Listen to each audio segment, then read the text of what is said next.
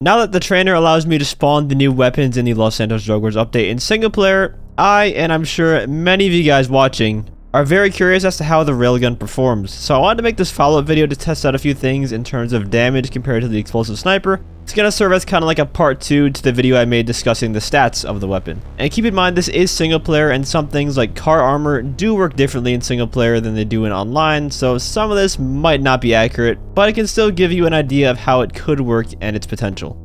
Now, the first thing I want to show you guys is the projectile velocity in action. I mentioned in my first video that it was much slower than the other railgun, at a value of 750 rather than 2000 for the speed. Here I have a target set up at the max distance about 500 meters away from me. Let's see how much of an impact the slower bullet velocity has.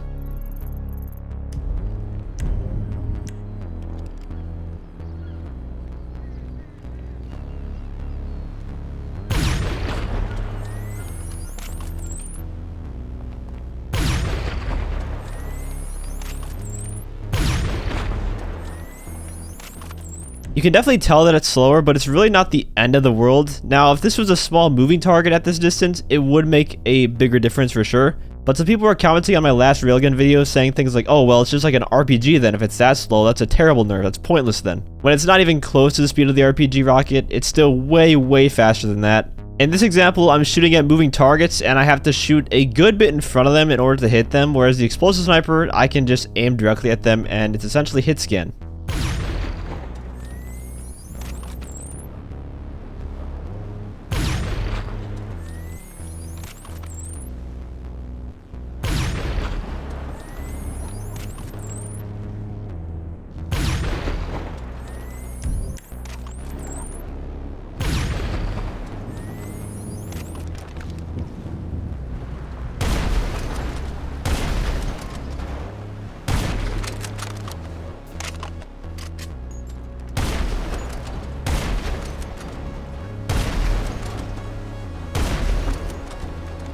Another question I know everyone has is, how does it do against jets damage-wise? And for this, I'm going to compare it to obviously the explosive sniper, as I can get that in single player as well. And up first, we have the most used jet, the laser, which we all know goes down to 2 explosive rounds. Now for the Railgun's turn. Yeah, I know many jet griefers out there probably just sharded a bit seeing that clip. Again, I do want to remind you that some things operate differently in single player than they do in online, but one thing that does seem to remain consistent across both is aircraft's armor, so I don't know, this might be accurate. Next, I tested a bunch of different aircraft with explosive rounds versus the new Railgun, and these were the results.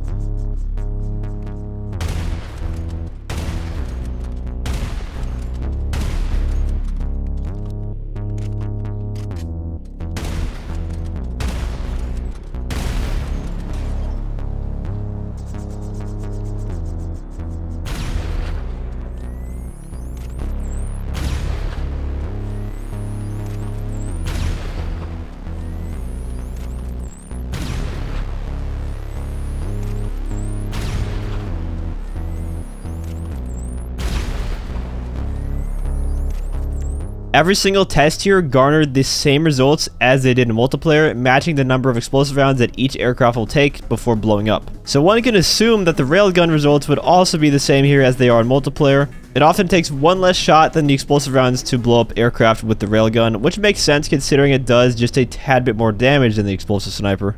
But to confirm the accuracy here, to make sure nothing else is going on behind the scenes that would modify the damage or change things, I gave the explosive sniper the exact damage value of the multiplayer railgun and retested to see if it would yield the same results as the railgun, and sure enough, it did. With the railgun's damage value, it one-shot the laser, two-shot any of the armored aircraft like the Pyro, four-shot the B-11, and 6-shot the Hunter and Akula, exactly like the railgun did. Which means it's looking more and more like the railgun is going to be a one-shot to the laser and Hydra in online free mode.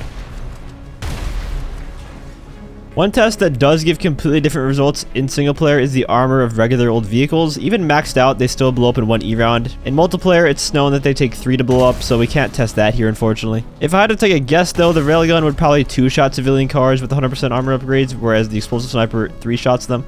Anyways, those are the results of my early testing in single player for the new railgun, and boy, what interesting results those are. Like I said at the beginning of the video, this is in single player and it could be different in actual multiplayer, but considering aircraft armor from E rounds yields the same results and the railgun is just a more powerful explosive round, don't be surprised if these results are also identical when I do get to test them in online. As for my thoughts on the laser being a one-shot to the railgun, good riddance, honestly. The jet has needed a nerf for years now, and it looks like they went with the power creep route instead of flat out nerfing the cannons, which will have some other side effects. It's definitely going to bring a lot of power back to the people on foot, and air vehicles are not going to be as strong. Poor helicopters already had a hard time. They're just going to be completely screwed. Who are we kidding? They already were. That is if you can hit your shots, though. Let me know what you guys think about this in the comments, and if you are one of those laser jet griefers watching this video, just make sure to check your pants for some shit. If you enjoyed the video or found it helpful, feel free to leave a like as well as subscribe to my channel for more GTA Online content. I want to give a huge shout out to all my channel members for your support. If you'd like to become a member for some exclusive perks, you can either use the join button or the link that's down in the description. And as always, thanks for watching and have a great day.